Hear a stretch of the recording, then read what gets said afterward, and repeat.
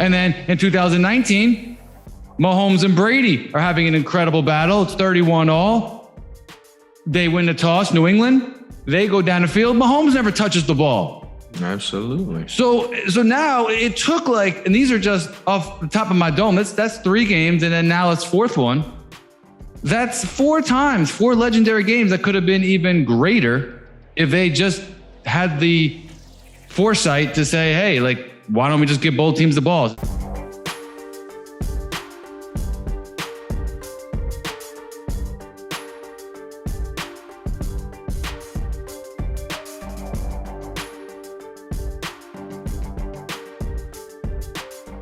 Good evening, ladies and gentlemen. This is the Raw Sports Debate by Leslie and my co-Steven. Tonight, we're going to talk about the MVP candidates, predictions. We're going to talk about the most improved player, rookie of the year, NFL changes, to the overtime rule, Bobby Wagner to the Rams, and also finish with your boy Glenn Rivers, aka Doc Rivers. All right, we're going to start today's episode with the MVP candidates. Front runner right now is Joel Embiid, and behind him is Jokic, and the rest are, following. But what do you think, Mike? Your thoughts on that? I think that Jokic is going to take the award. The reason is, number one, his incredible passing, which separates him from other candidates. And number two, the reputation of the Western Conference. But my personal opinion, I will give it to Giannis Antetokounmpo. Okay. For his two-way dominance, 30 points, 12 rebounds, 6 assists, and an absolutely incredible all-around defender. 51 wins. Embiid won 51. Jokic won 48. And so my order, me personally, would be Giannis, Jokic, Embiid. As much as I love Embiid, he had one of the most efficient scoring seasons for a center ever. Number 4, Luka. Number 5, Devin Booker. Wow. Okay. So I slightly disagree with you on that. Only because I think not with your personal. Well, I disagree with both of them actually, because I wouldn't give it to Jokic or Giannis, but they will both be runner-ups for it. I think personally I'll give it to Joel Embiid. Only because, his game is, I think is elevated each year. Jokic, we know what to expect from him. Embiid has been the star since, he got better. We trusted the process till now. I think last year he had a fair chance of winning it.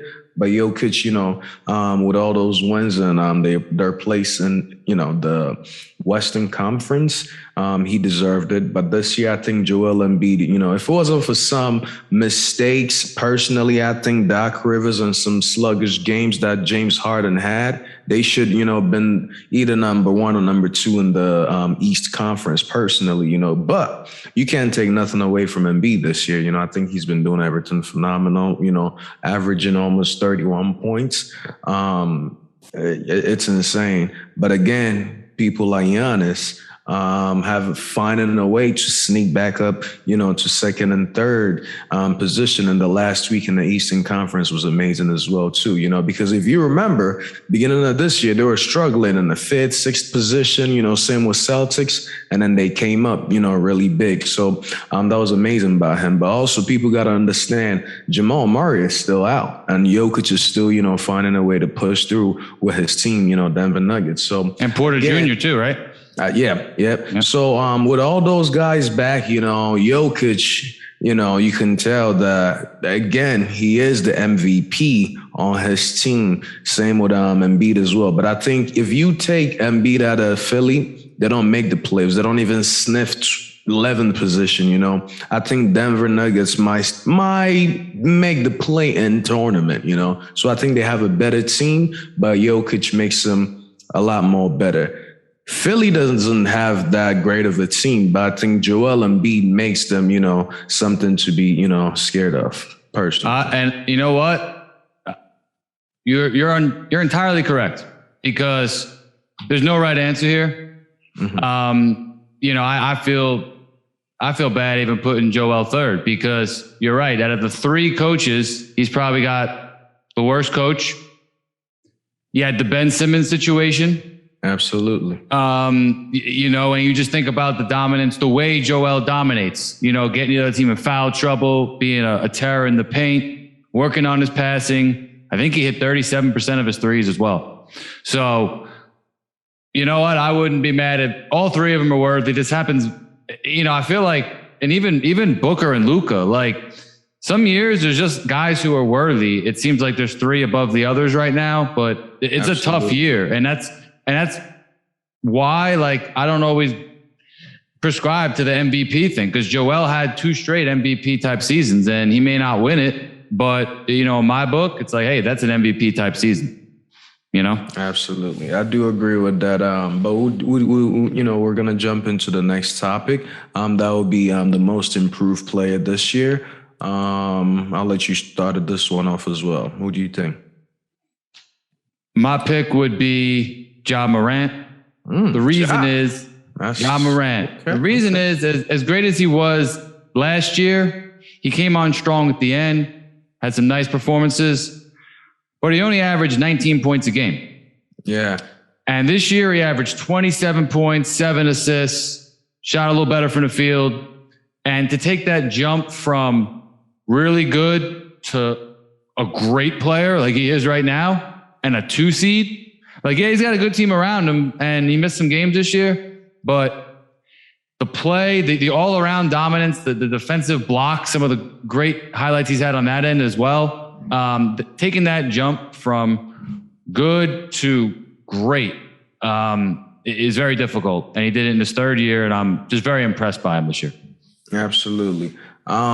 Personally, I think Jordan Poole, he averaged 12 points last year. This year's averaging 18. And, with the injuries of, Clay beginning of the season when he was still sitting out, I think he elevated his game. He got a chance to, prove himself a little bit more. And also later during the year when Steph was out, I think he stepped up tremendously. His 3-point percentage, went up.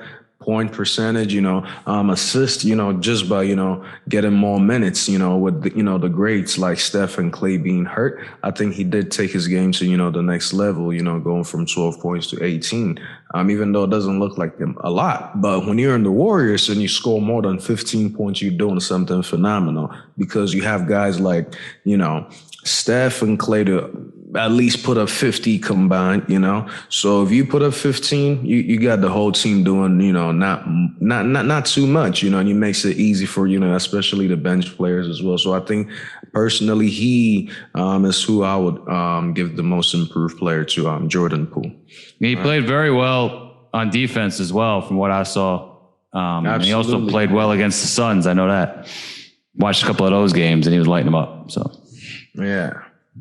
All right. And then we'll jump into the third topic, which will be the Rookie of the Year candidates. I'll take this one. I'll take a jump start on that.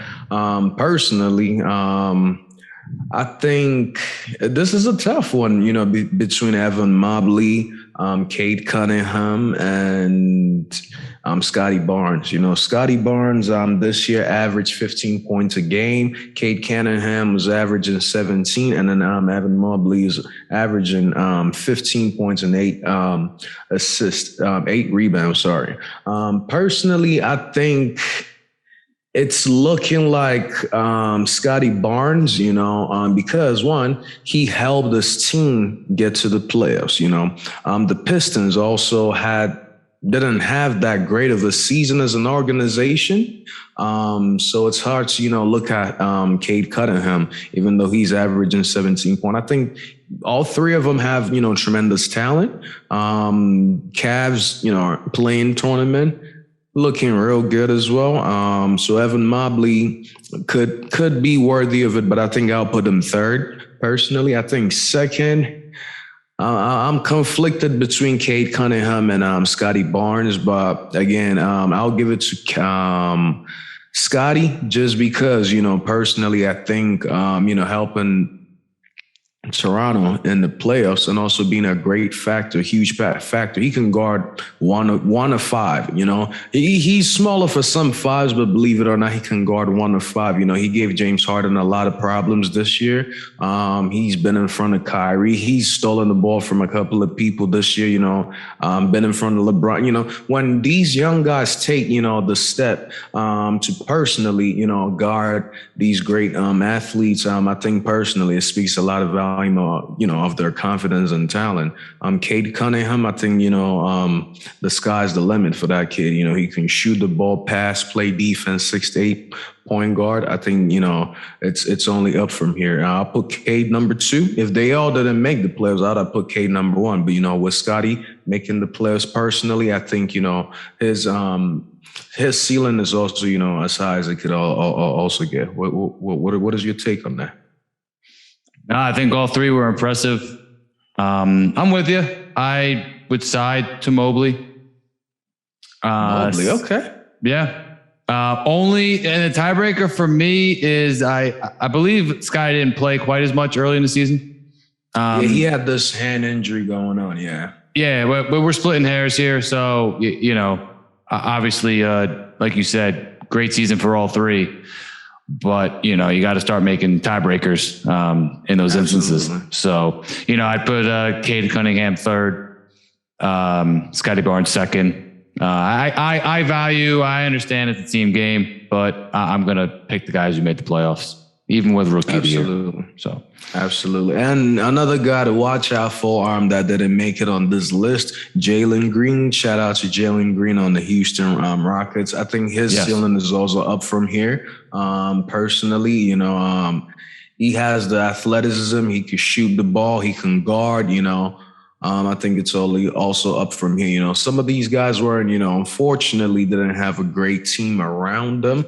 But I think moving forward, their organization is hopefully going to see how talented they are and what they can bring to the table as well, so they can work around them, okay? Just like the Colts did for Peyton. So, Mike can't talk nothing about them in the beginning of their career down the line. I don't know what you're talking about. You know what I'm talking about. Now, since, we're talking a little bit about NFL, we're going to dive into it. One thing, I know my boy Josh Allen is happy about this NFL change of rule.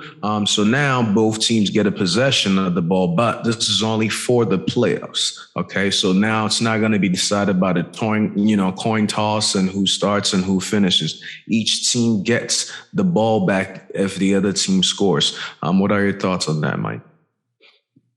I have a lot of thoughts.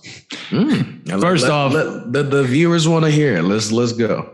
First off, I don't know if he's happy. He's probably sitting there like I would be. He'd be like, oh, now you make that decision? It takes me playing one of the best games ever, losing to Mahomes and the Chiefs for you to make this ruling. You couldn't have done this, 10 years ago. So I feel you. I'm sure he's happy to some degree, but, at the end of the day, they probably feel like, hey, we could have won a Super Bowl. So that's unfortunate. And I know he's your boy. So, that was one of the most entertaining games that I've ever seen. So props to Josh for that incredible game. Now, number 2, I've been kind of following this closely because, as you know, I grew up a Brett Favre fan. And in 2010, he was with the Vikings and they went into overtime with the Saints. And this was the winner of that game went to the Super Bowl to face your boy Peyton Manning and the Colts. And I was convinced that Vikings team was the best team in the league all year. But what happened was the Saints won a coin toss. There's a couple of real, ticky-tack penalties. Saints kicked the field goal. Went right to the Super Bowl. So back then it was the field goal rule. Right after that in March, they were like, no, we're going to change it to where you score a touchdown, right? So then fast forward to 2015. Packers are back in the NFC Championship game. They're playing the Seahawks. Yeah. And what happens? End of the game is madness, right? Wilson leads a touchdown drive, gets a 2-point conversion. Rodgers goes right down the field, ties the game. Seattle wins the toss, and then Russell throws 2 35-yard passes, and they go to the Super Bowl. Rodgers never touches the ball. They don't change the rule. And then in 2019, Mahomes and Brady are having an incredible battle. It's 31-all. They win the toss, New England. They go down the field. Mahomes never touches the ball. Absolutely. So now it took and these are just off the top of my dome. That's 3 games, and then now it's 4th one. That's 4 times, 4 legendary games that could have been even greater if they just had the foresight to say, hey, why don't we just give both teams the balls? It's not that complicated. That's how I feel.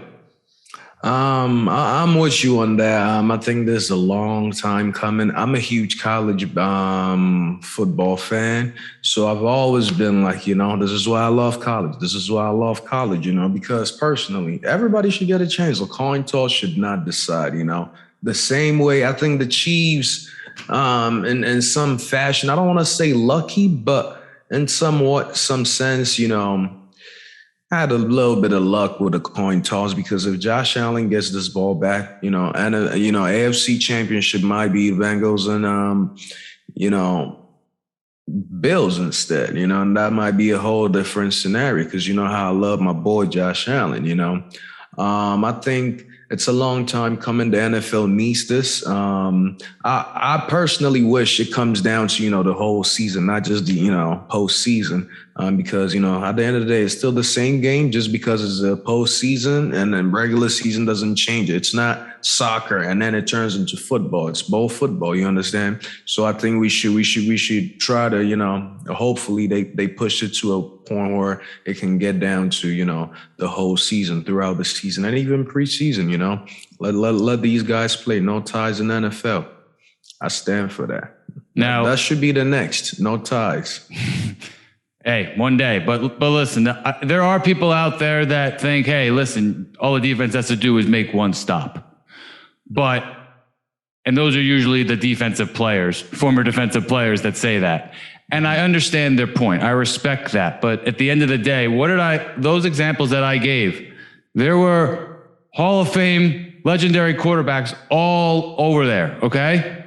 Absolutely. And Josh Allen. Just kidding.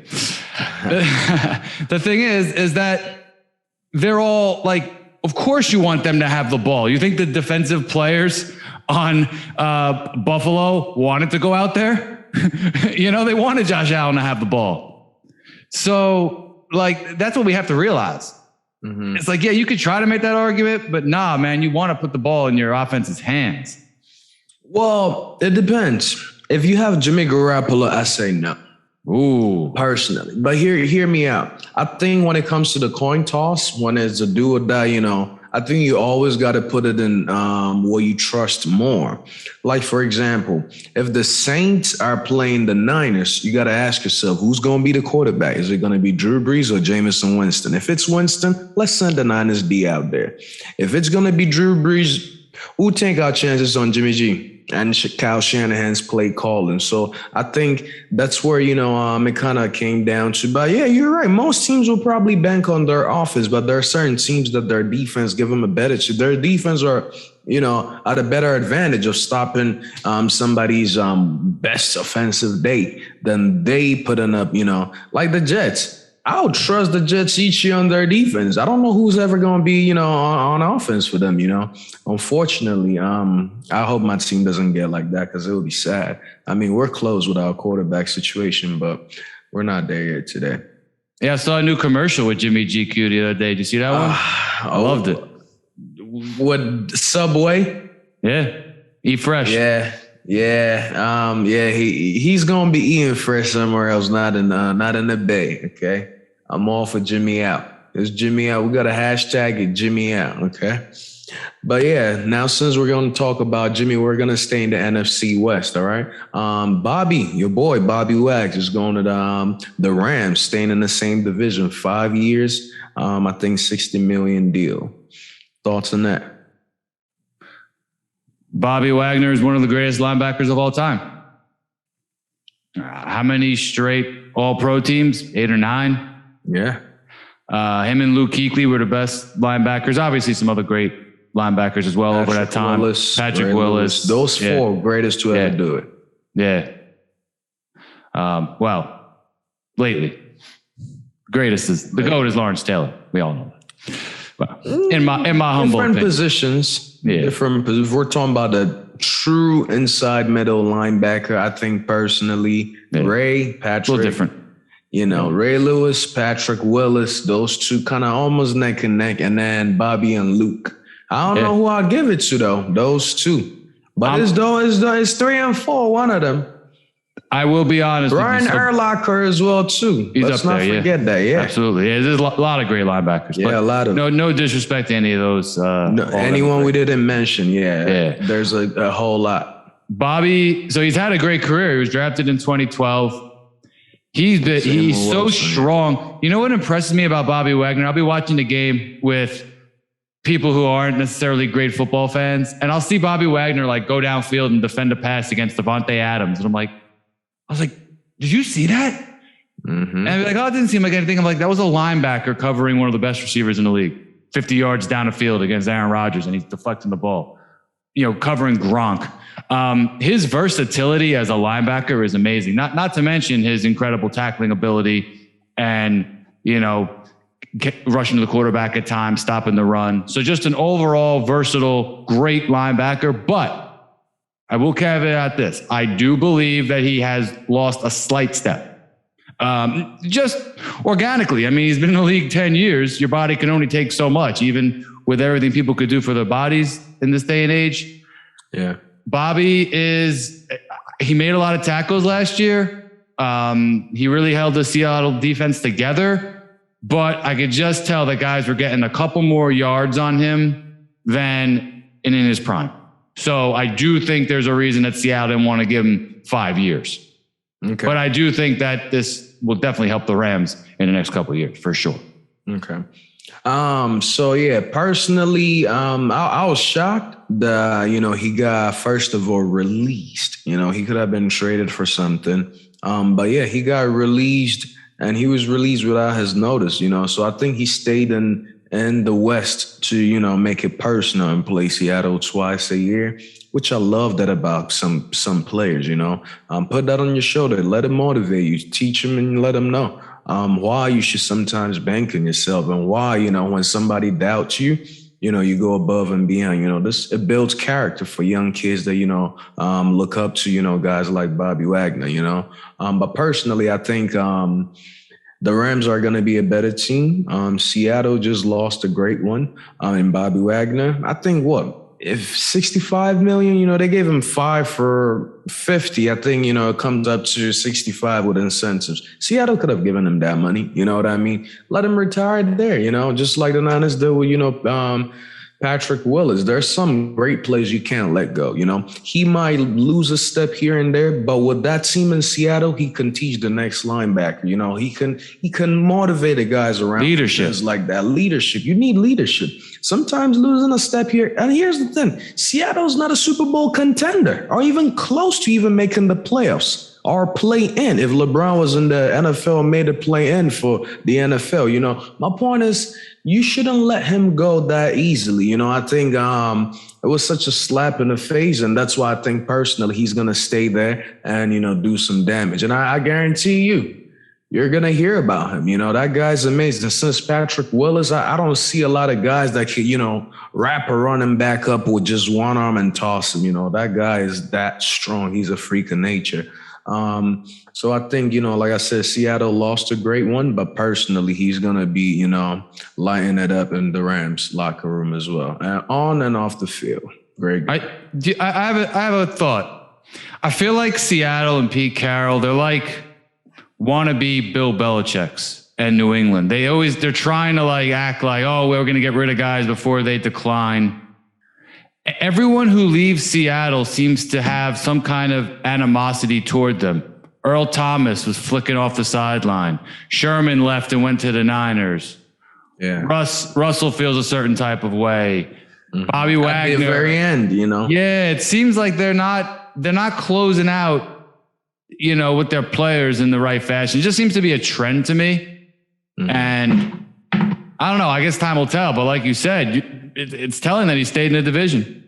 Yeah, for a reason, these guys want revenge. I think, it's weird, if you really think about it, it's like they all didn't end, on good terms. And the crazy part is I think they held it down through the, Legion of Boom. Bobby Wagner was probably the most important piece on that defense, if not on the team in general, So I could see why, he took that very personal that he found out on social media. This game could be really cold, But again, it is part of the game. He got to do what he got to do, and now he's moving on. Okay. But anyway, we're gonna end this with our last topic for the episode, which will be the Sixers and their expectation. So here's the thing: do you think there is more pressure on Doc Rivers or James Harden?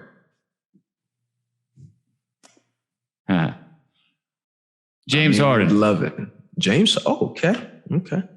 Well, Glenn Rivers has time to, meditate on his coaching career and his multitude of failures. And I'm sorry. and he can maybe improve one day down the road, because I wish him the best. He seems like a great man, a very respectable leader of men. I just don't think he's a very good basketball coach. And I think the last 20 years have shown that. However, James Harden has a limited time to make an impact. He's 32 now? Yeah. He's been banged up last couple of years. Some of that self-inflicted, but he's an all-time great player. But his time is running out, man. Like, he's not aging the way I thought he was going to age a little bit better. I don't like the injuries that I'm seeing. I don't like him coming in out of shape. He's not getting to the hoop like he used to. He's not drawing fouls like he used to. So it's now or never for him, man. He's only got a few years left. We've seen how Russell Westbrook's declined a little bit. Like, James, this is you, man. You got Joel Embiid, like we were talking about. You got a monster on your team. Mm-hmm. You got a defensive whiz and Thibault. We need to win now. So I think the pressure's on James. Absolutely. As a Philly fan, as a Sixers fan, as a Philadelphia Sixers fan, because I don't like the Eagles. As a Philadelphia Sixers fan, I think pressure is on both. But let's lean more towards Harden. We'll take another year of Harden if it doesn't go as well. But as a Sixers fan, I almost take a first round exit to get Doc up out of here. I think more pressure, like I said, is going to be on James Harden, because of how he forced his way out of Houston and Brooklyn, right? That is the reason why I personally think that the pressure is more on him, in the NBA world. Again, him and Kyrie going back and forth, and then him wanting to leave, all the rumors and speculations that we heard all about. I think, like I said, it's going to look very bad. Again, going back to the Chris Paul situation, and now Chris Paul leading the Suns all the way up. It's clear, James Harden was the problem at that time. People wanted to be like, hey, Chris Paul is a leader that probably doesn't want to listen or thinks he knows best. No, we can all admit and tell, that James Harden might have been the problem there, because again, it's looking like Chris Paul can lead the team to the next level. We haven't really seen that from James Harden. He's led teams to the playoffs, but then, it doesn't always go as planned. So I hope this year he and Joel Embiid can figure it out. But if sometimes when you don't have the greatest leaders, or, you don't trust your leaders, sometimes it's hard. I personally don't trust the Doc Rivers whole thing. I think Doc, like you said, he's a great man, does a lot for the Black community, but this is basketball, man. And as a basketball fan, like I said, I done seen this man blow too many leads. All right. Did it with Clippers, did it with, Boston before, they had all of that together. So like I said, I'm not sold. I'm not sold. He was quick out of there after that 3-1 to, get this job, having Joel Embiid. That was quick, he came in to scoop that. I would have taken another year with Brett Brown. Screw it. I take Tyronn Lue. I take a lot of coaches over, So please, as a Philly fan, like I said, as much as we want to win, it might be the best for us to see, some of the team not. If we perform and, as long as Joel performs, the team plays good together. But again, multiple terrible decisions from Doc, we'll be happy. Listen, because man, this is what happens. It's like a repeated cycle for him, and I'm tired of it. Same with James Harden. But like I said, Harden, we'll give you one more year. We Philly. We're going to be loud. He's going to learn, So I think with Philly, we'll give him, he came to see what Doc was already doing. Again, like I said, great players can sometimes push the coaches out. So maybe Harden might be like, it might be Doc, might not be me. Maybe Harden might put his numbers up. It might Harden and Joel might be, offensively and defensively clicking. And, we might see them elevate a little bit. And maybe Doc might be his Doc. And then, Harden might pull a LeBron, one of these moves and get him out of there. And we'll be happy. Either or, as long as Doc is out, I think the pressure, like I said, is on both. I just... me and you talked a couple of years ago, and we both felt the same way about the hire. I was like, man, I'm sorry. And that's no offense. Again, I have great respect for him. But I remember in the bubble, how demoralized the Clippers looked as they lost. They blew like 3 straight double-digit leads when they were up 3-1 to Jokic and the Nuggets. He made his in-game adjustments and his rotation. The combination of those two things in the playoffs have reared its ugly head over and over and over again. And I was even watching the game. I was like, even Kawhi was out there. And it was nothing could happen. I was like, I haven't seen a team look like this since the Clippers blowing a 3-1 lead to the Rockets. Mm-hmm. And my friend was like, yeah, what I got in common? Oh yeah, same coach. Same coach. And now we've seen, like you said, Chris Paul before and after Doc, no problems. Mm-hmm. Obviously some struggles from Harden and Paul individually in the playoffs, but that's just life in the playoffs in the NBA. I just think it's a coach's job to evolve and improve, like Monty Williams on the Suns.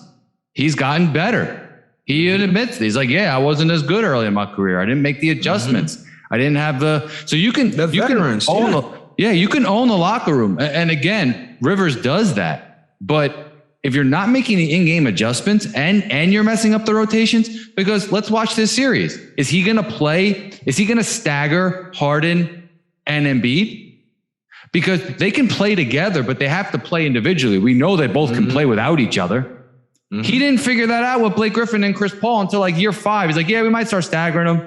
I was like, they can always play without each other just because they play well together, pick and rolls. Mm-hmm. Yeah, pick and rolls and everything like that. Like, you still want them to play individually. Like, if I'm facing you and I know, Chris Paul and Blake Griffin are off the floor, if Joel Embiid and Harden are off the floor, it's like, this is our time. And I can't tell you how many times it's like you see a 10-0 run happening before it happens, and then the team loses by 4. Mm-hmm. Yeah. Then you lose by 4. It's like, maybe if you those couple minutes there might have cost you the game. So, I wish, I really want Joel Embiid to shine. I feel like he's earned it. He's worked so hard, and I don't know, man. I hope he doesn't end this playoff run very frustrated with, possibly Harden and Doc.